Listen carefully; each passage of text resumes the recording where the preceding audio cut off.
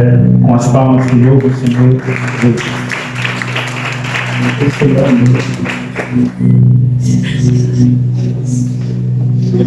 Salve a igreja com a paz do Senhor Jesus, amém?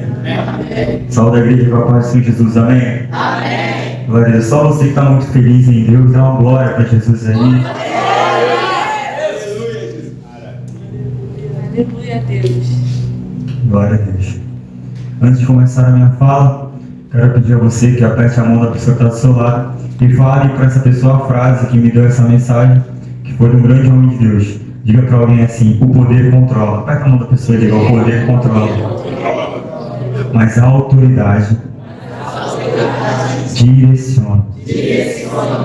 O poder controla, mas a autoridade direciona.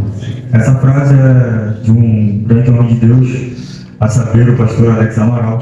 Ele falou essa frase aqui em cima desse altar, e mais uma vez eu agradeço a ele a oportunidade de me emprestar o seu lugar de fala, seu local de trabalho, para que eu possa mais uma vez ministrar a palavra do Senhor Jesus.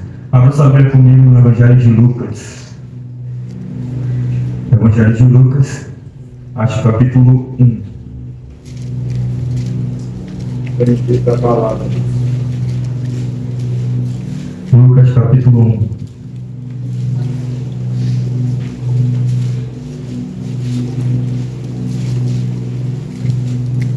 Muito bom ouvir esse barulho de páginas indo e voltando e procurando. Nós amamos a Bíblia, amamos a palavra. É de suma importância portarmos uma Bíblia e fazer uso dela também em nossa casa. Lucas capítulo 1, versículo 5. A leitura é um pouco extensa, mas peço a você que faça bastante atenção aos detalhes que eu irei repetir. Quem achou isso, amém? Nos dias de Herodes, rei da Judéia, havia um sacerdote chamado Zacarias, da classe de Abias. Sua esposa, descendente de Arão, se chamava Isabel. Eles eram justos diante de Deus e viviam irrepreensivelmente em todos os mandamentos e preceitos do Senhor. Não tinham filhos, porque Isabel era estéril, e ambos eram de idade avançada. Quando ele estava exercendo o sacerdócio diante de Deus, no turno de sua classe, conforme o costume sacerdotal, coube-lhe por sorte entrar no santuário do Senhor para queimar o incenso.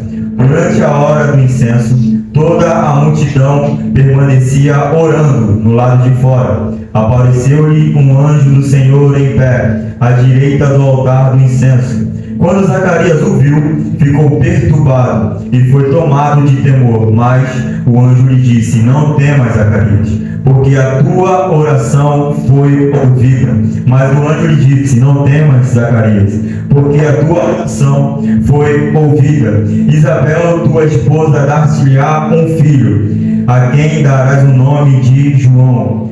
Terás prazer e alegria, e muitos se alegrarão com o seu nascimento, porque ele será grande diante do Senhor. Não beberá vinho, nem bebida forte, e será cheio do Espírito Santo desde o ventre da sua mãe. E converterá muitos dos filhos de Israel ao Senhor seu Deus. Ele irá diante do Senhor no espírito e poder de Elias, para converter o coração dos pais aos seus filhos, e os desobedientes à prudência dos justos, para preparar um povo para o Senhor. Então Zacarias perguntou ao anjo: como terei certeza disso? Então Zacarias perguntou ao anjo: como terei certeza disso? Pois eu sou velho e minha esposa é de idade avançada. O anjo lhe respondeu: eu sou Gabriel, que assisto diante de Deus, e fui enviado para te falar e trazer boas novas. Eis que ficarás mudo e não poderás falar até o dia em que isso se realize, porquanto não creste em minhas palavras, que no tempo certo se cumprirão. E você diz amém. Pode se sentar. Quero agradecer a Deus pela vida da minha filha Marília, que é uma bênção. É de suma importância perceber, olhar para nossas crianças e ver que nesse ambiente, nessa casa de oração, elas têm um crescimento fantástico. Comentava com alguém hoje à tarde que elas não ficam facilmente doentes. Elas não são acometidas de enfermidades, não vivem nos hospitais, não ficam internadas. Elas são abençoadas com saúde, elas são abençoadas de paz, elas são agraciadas. E Marília, para mim, é muito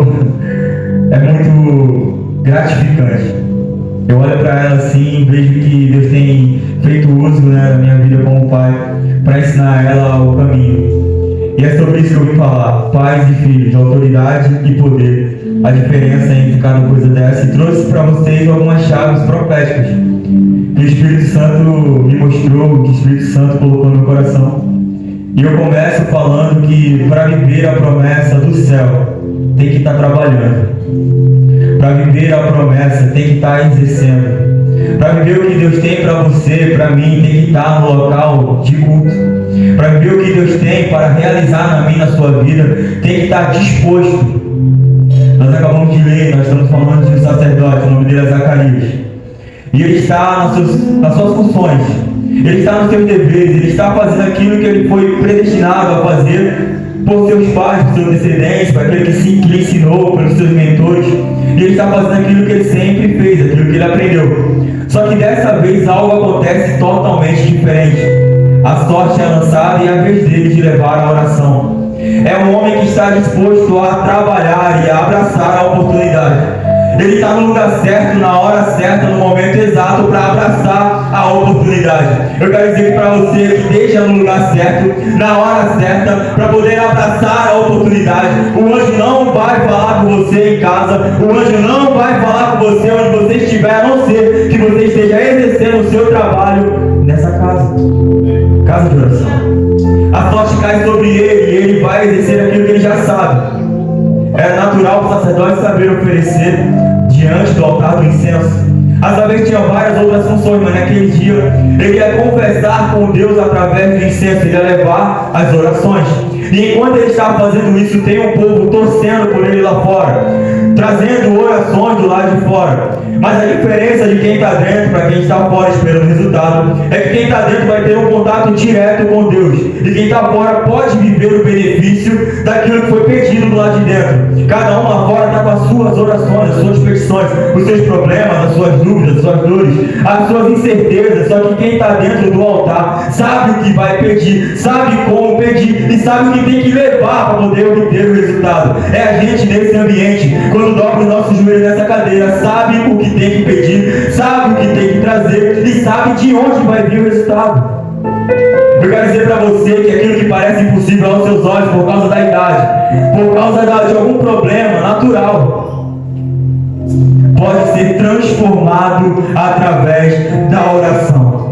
Pode ser renovado através da oração. Pode ser mudado, transformado de forma surreal através da oração. E algumas semanas o pastor tem falado aqui: gente, vamos orar. Gente, vamos orar. Vamos orar. Hora de manhã, hora de tarde. Tem propósito no Levi, tem propósito no povo diagonal, tem propósito nos obreiros, tem propósito na sua casa. Você ora de manhã, de tarde, de noite.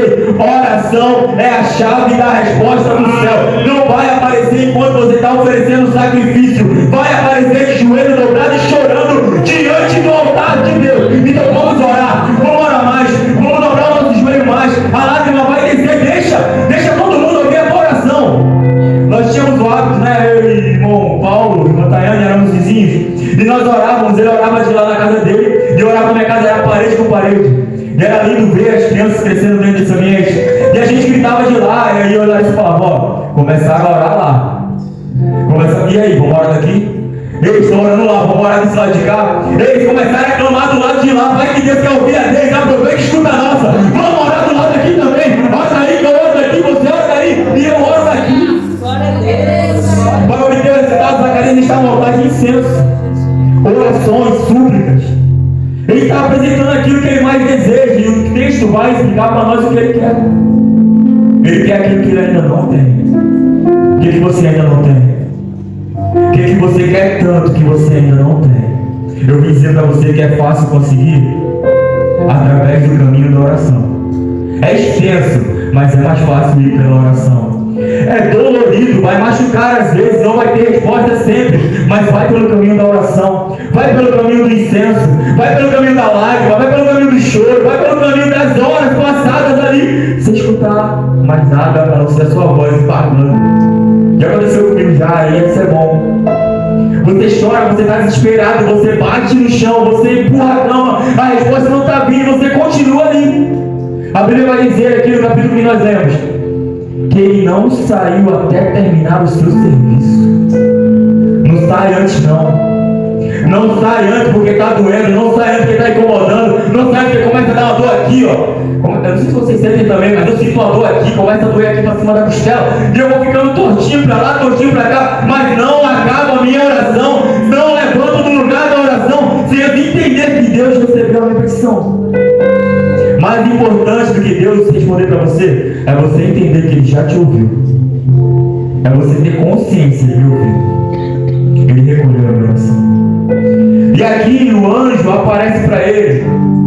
E aqui tem um momento de experiência espiritual. No campo da oração, tem experiência espiritual. No campo da oração, tem experiência espiritual. Quando entramos nessa casa, eu cheguei aqui a ser Jesus, eu escutava o que as pessoas diziam: olha, eu vi isso, Deus falou isso para mim, experiência espiritual através da oração. Deus vai fazer isso, Deus vai dar aquilo, experiência espiritual através da oração. Deus vai trazer, Deus vai salvar, Deus vai renovar, experiência espiritual através da oração. Vai pelo caminho da oração. Porque no caminho da oração, na experiência espiritual, você vai ouvir a resposta de Deus para você. O anjo apareceu e disse: tem medo não. Precisa ficar assim turbado, porque quando você está turbado, você não entende a mensagem de Deus. Quando você está muito turbado, ficou avançado com aquilo que você está vendo, você não entende o que Deus está falando. Quando você fica daquele jeito que está percebendo o que está ao seu redor, não está sabendo o ambiente que você está, você fica desesperado, você não entende o que Deus está falando. Então ele fica, ó, fica calmo. Eu tenho uma mensagem para você. Eu tenho uma resposta para você. Você vai ter um filho. E está aqui uma coisa impressionante que Deus promete. Porque ele poderia, talvez, olhar para Zacarias naquela situação e prometer qualquer outra coisa. Só que existia um propósito para os filhos. É que eu quero dizer para você. Talvez a sua vida, o momento que você viveu, aquilo que você foi formado, forjado, para você chegou num tempo que você talvez não está esperando mais nada. Mas eu quero dizer, ainda tem promessa para os filhos. Ainda tem promessa para os filhos. Ainda tem promessa para os filhos. Existe um chamado para o seu filho. Existe um projeto para o seu filho. Existe uma projeção para o seu filho. Existe o que Deus tem para o seu filho, que passa por você. E o seu filho tem algo escrito da parte de Deus. Só que você não pode pegar aquilo que Deus depositou na sua mão, amassar e jogar fora. Deus está dizendo: ei, eu coloquei um filho, te dei um filho, e esse filho tem um projeto. Não estrague o projeto do seu filho. E aqui ele faz uma promessa. E Zacarias, ele não acredita. Existem coisas que vão acontecer conosco porque nós não acreditamos naquilo que Deus falou. Existem coisas que não vão acontecer porque a gente é displicente com aquilo que Deus falou. Sabe aquela promessa que foi liberada? Aquele profeta que foi até você e falou? Sabe aquela palavra que o pastor falou daqui e você disse: não acredito nisso não. Toda vez que você rejeita um projeto de Deus, existe uma retaliação. Não do diabo, mas sim de Deus. Eu não quero falar do diabo nessa noite, eu quero falar de Deus. Porque a gente está olhando e está achando que Deus não vai tomar uma providência sobre isso. Você pegou aquilo que Deus confiou a você, aquela promessa que foi liberada para você, e você não está acreditando, está fazendo pouco caso. Como é que eu posso? Olha que o maior problema da mulher dele, ele não falou. A mulher dele era estéril, pastor. Só que ele fala da idade. Ele diz: eu sou velho, ela é velha. Tem um problema maior do que a idade, que é a esterilidade. Ela não pode gerar. Ela não pode gerar. Só que o anjo disse: ela vai gerar. Ele está dizendo: ela não pode por causa da idade. Deus está dizendo para ele: eu vou vencer a idade, vou vencer o problema natural e vou plantar nela algo espiritual. É meu, é meu. É porque a gente está achando que o filho é nosso, né? O teu filho é de Deus. Está achando que é seu? Só porque está na sua casa? É de Deus. Está achando que é seu? Só porque você leva para a escola? É de Deus. Sabe por quê? É de Deus. pastor, me toma a liberdade de perguntar. O senhor sabia exatamente como Alex sabia? Características, fisionomia, altura. Deus sabia. Sabia o jeito que ela ia falar, tonada de voz? Sabia que ela ia correr, que ia ser um pouco mais quietinho? Isso é para provar para você que não é seu.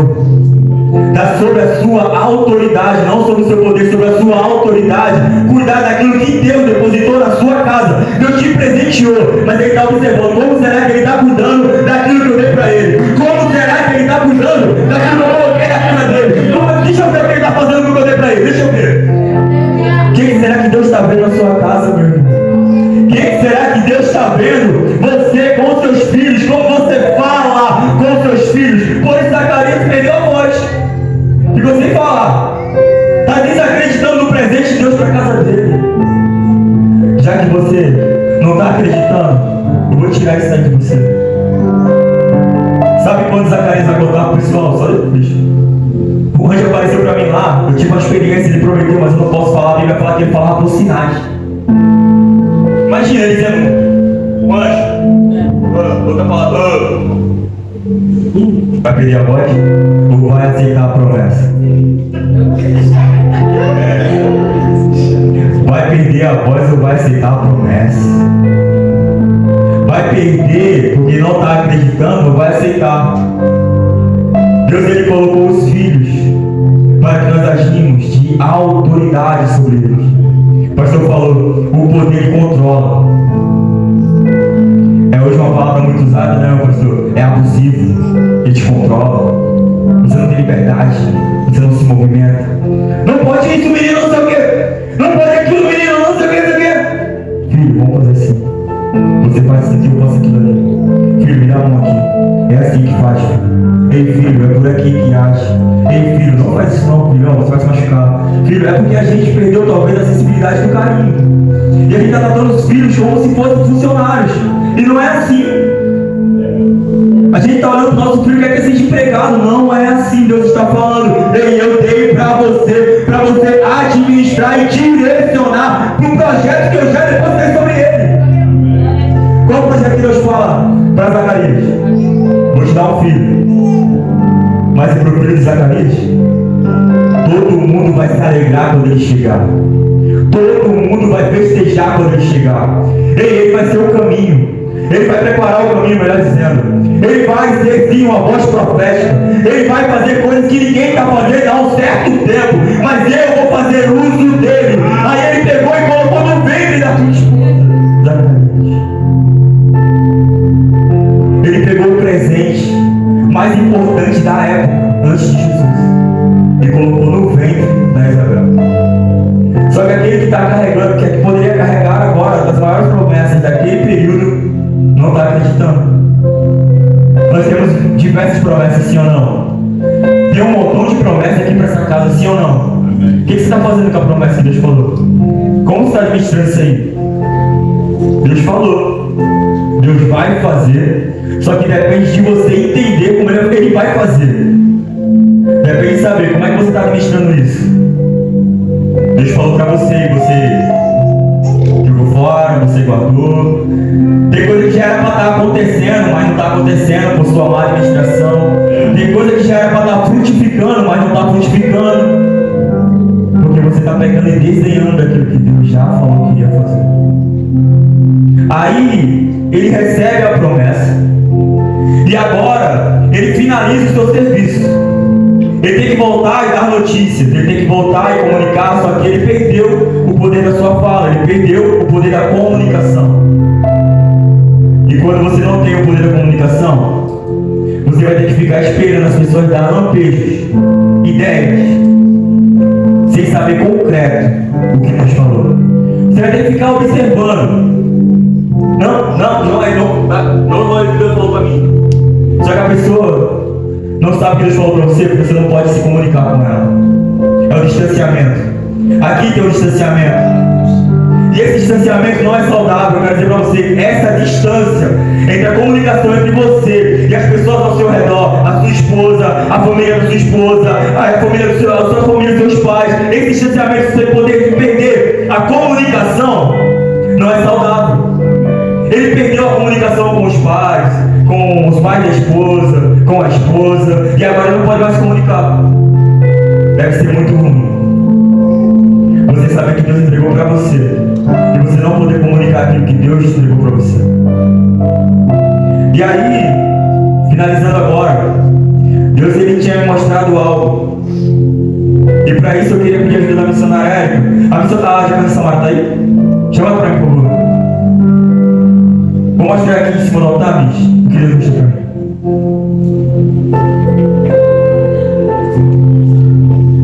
É porque tem gente que vai reagir à promessa que você está carregando. Vai precisar reagir, porque está com o Senhor a promessa.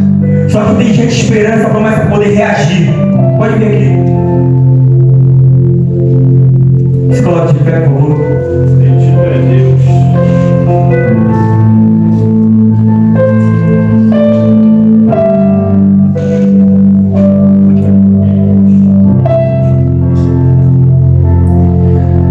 Aí tem alguém que está orando. Só que Zacarias não sabia, pastor, qual era a necessidade da sua esposa. Ela é estéril, talvez sem esperança, sem expectativa, não sabe se pode ter, não sabe se vai, não sabe se pode gerar, não sabe quando vai gerar, não sabe se Deus vai agraciar ela, para ela já tá bom, ela tá cheia de expectativas ou negatividade. Só que aí Deus fez uma promessa para o esposo. Ele não pode comunicar. Só que a promessa se comunica. A promessa se comunica. A promessa se comunica. A promessa se comunica. Aquilo que Deus colocou na tua casa se comunica.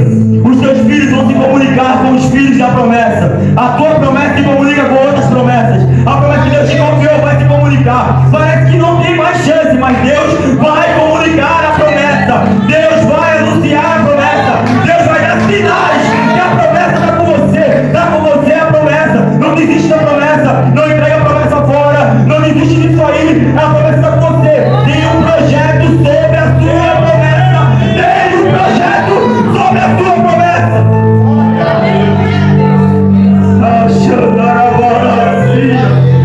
Aí, aqui nessa noite, mais uma vez, um monte de palavra liberada. O que você está fazendo com a promessa que está caindo sobre a sua casa? O que você vai fazer com essa promessa? Ei, tem gente que não abre nem mais a mão para receber Deus. Me dá a minha promessa, Deus. Vai ter um encontro de promessa com promessa. Ei, vai ter um encontro de promessa com promessa.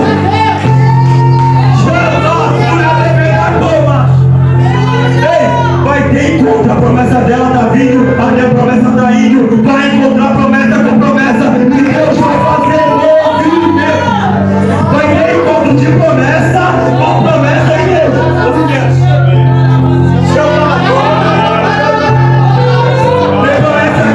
Tem promessa aqui, tem promessa lá. Deus vai movimentar. Sinalizando, ei, tem promessa com você, tem promessa com você. Quando vocês passar, vai sinalizar. Ei, não, vai ser notório. Aí alguém vai ter que dizer, ei, no céu, a sua promessa? A minha promessa mexeu, a sua mexeu? A sua promessa mexeu? A minha promessa está mexendo, a sua promessa mexeu? Pastor, a minha promessa está mexendo, está se agitando. Ei, chama a tura. Pode acontecer o impossível agora. Ei, pode acontecer algo impossível agora. Notícia boa agora. Ei, pode não. Vai movimentar o escritório.